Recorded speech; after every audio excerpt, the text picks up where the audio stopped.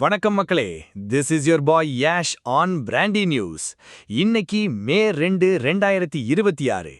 நாளைக்கு தமிழ்நாட்டோட தேர்தல் ரிசல்ட் வரப்போற நிலையில திமுக கூட்டணிக்குள்ள இப்ப புகைச்சல் ஆரம்பிச்சிருக்கு பாஸ்.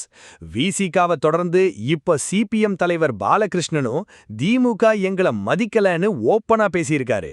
அது மட்டுமில்லாம அமைய போற திமுக ஆட்சி எப்படி இருக்குமோன்னு ஒரு பெரிய கேள்விக்குறியையும் போட்டிருக்காரு. நிதானமா ஆனா ஷார்ப்பா இந்த கம்யூனிஸ்ட் கோபம் மேட்டரை தட்டி தூக்கலாம். ஒரு விசில போட்டு இந்த ஹை வோல்டேஜ் நியூஸை இப்பவே கவனிங்க. Let's role. அங்கீகாரம் மறுப்பு. இந்த தேர்தல்ல இடதுசாரிகளுக்கு கொடுக்க வேண்டிய சரியான அங்கீகாரத்தை திமுக கொடுக்கல. நாங்க 6 சீட் கேட்டோம், ஆனா எவ்வளவு கெஞ்சியும் அவங்க தரலேன்னு பாலகிருஷ்ணன் வருத்தத்தோட சொல்லியிருக்கார் பாஸ். பாஜக எதிர்ப்பு மட்டுமே காரணம். திமுக மேல அதிருப்தி இருந்தாலும் தமிழ்நாட்டுல பாஜக கால் ஊன்றக்கூடாதுங்கிற ஒரே காரணத்துக்காக தான் நாங்க இந்த கூட்டணியில நீடிக்கிறோன்னு ஒரு கராரான உண்மையை உடைச்சிருக்காரு. ஆட்சி மீது சந்தேகம்.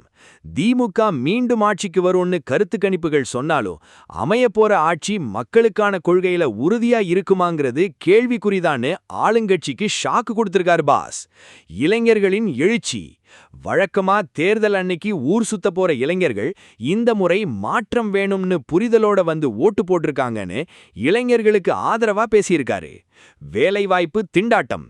தொழிலாளர்களை பணி நிரந்தரம் செய்யறதுலையும் வேலைவாய்ப்பை உருவாக்குறதுலையும் திமுக அரசு தோத்து போயிட்டதா ஒரு பெரிய குற்றச்சாட்டையும் வச்சிருக்காரு பாஸ். பொருளாதார வளர்ச்சி ஒரு மாயையா? இரட்டை இலக்க பொருளாதார வளர்ச்சின்னு சொல்றாங்க, ஆனா அதுக்கு உழைச்ச தொழிலாளிகளுக்கு என்ன கிடைச்சதுன்னு ஒரு நறுக்கன்ற கேள்வியை கேட்டிருக்காரு பாலகிருஷ்ணன். நாளை ரிசல்ட். விசிகா சிபிஎம்னு தோழமை கட்சிகளே அதிருப்தியில இருக்கிறதுனால நாளைக்கு வெளியாக போற ரிசல்ட்ல இது ஏதாச்சும் தாக்கத்தை ஏற்படுத்துமான்னு அரசியல் விமர்சகர்கள் உன்னிப்பா கவனிச்சிட்டு இருக்காங்க பாஸ். பாலகிருஷ்ணன் சாரோட இந்த பேச்சை பார்க்கும்போது எனக்கு அந்த ஒரு மாஸ் பஞ்ச் தான் ஞாபகம் வருது. உழைக்கிறவனுக்கு உரிய மரியாதை கிடைக்கலனா அந்த உழைப்புக்கு அர்த்தமே இல்ல பாஸ். கூட்டணியில இருந்துகிட்டே குறைகளை சுட்டி காட்டுறது தான் உண்மையான ஜனநாயகம்.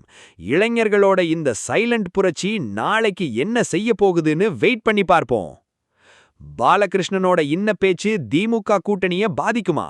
இளைஞர்களோட ஓட்டு யாருக்கு போயிருக்கும்? உங்க கமெண்ட்ஸை கீழே தட்டி விடுங்க. தமிழ்நாடு சட்டமன்ற தேர்தல் 2026 அதிரடி ரிசல்ட் அப்டேட்டுகளுக்கு பிராண்டி செய்திகள். உண்மையை லவுடா சொல்லுவோம், குயிக்கா சொல்லுவோம். This is Yash signing off. Have an energetic day. நாளைக்கு லைவ் ரிசல்ட் அப்டேட்டுக்கு ரெடி ஆயிருங்க. Bye bye.